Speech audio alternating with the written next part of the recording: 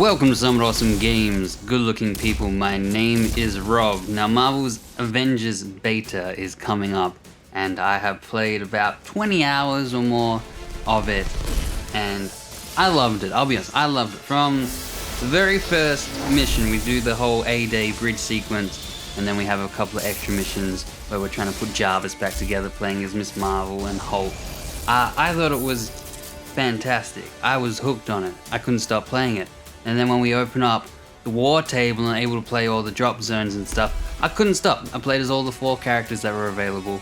And any questions you have, please do ask them in the comments. But let's discuss the beta that you'll get your hands on. As I said, it opens with A-Day. This is something you've seen many times before, the whole bridge sequence, where you get to try out all of the 6 Avengers heroes, only 4 of which are continuously playable throughout the beta. Thor and Captain America, you don't get to play except in this sequence. And they all play really well. The whole sequence is well done. And then you get a little bit of a time skip, speeds through stuff that is just kind of summarized from the full game.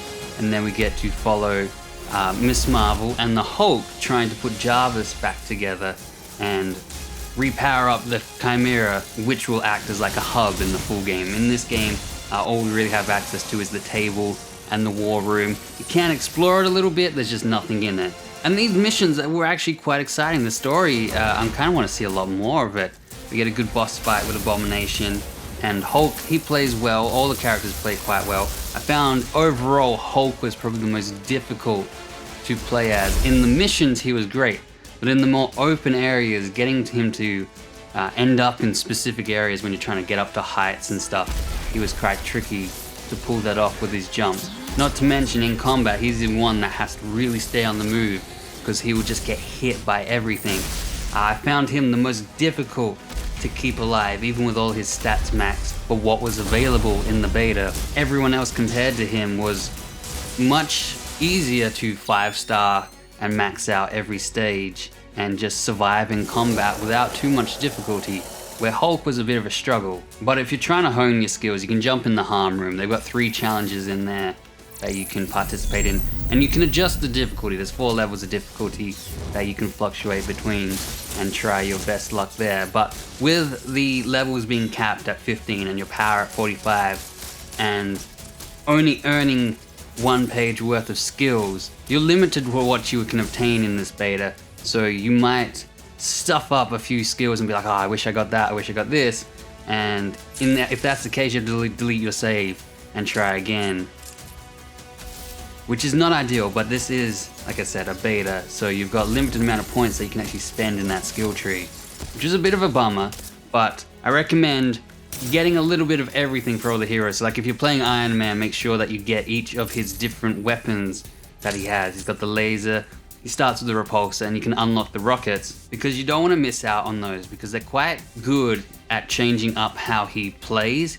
Once you flick between them, which happens instantly while swapping on the D-pad, you can swap the repulsors to the laser and then finish off with a rocket shot, all within seconds of a combo. It's quite amazing how well and how fluidly that all worked. I really think Iron Man will probably be like the go-to character for a lot of people. He's quite fun to play as. Hulk is cool, as I said, but he's difficult.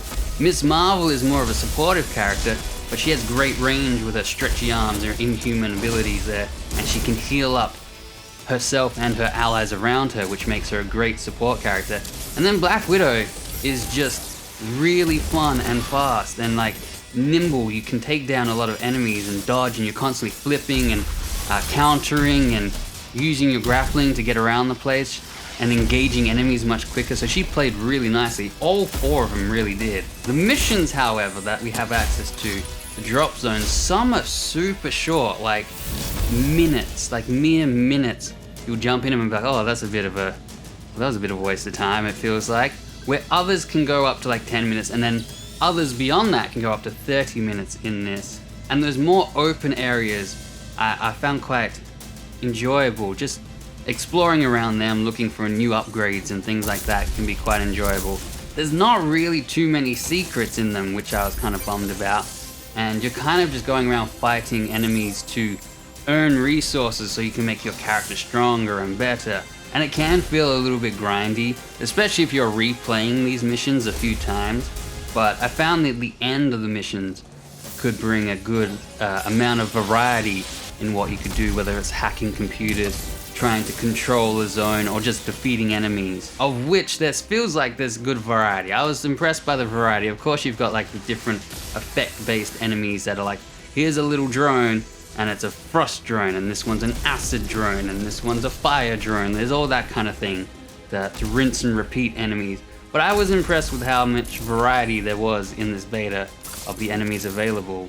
Even after 20 hours, I was seeing new types of enemies. Like there was one guy that was just surrounded by rocks, as if he was some kind of wizard rock god. And I was like, where the hell did this guy come from? I've been playing for 20 hours and I've only just encountered him. So there may be things in this beta that maybe you play for a few hours, will not see. Maybe you play for 20 hours and there still might be enemies that just don't randomly appear for you. Maybe you'll see the rock guy from the start, I'm not sure. But it felt like there was a lot. And if you're finding them to be a bit too simple, you just up the challenge and make them a bit more difficult.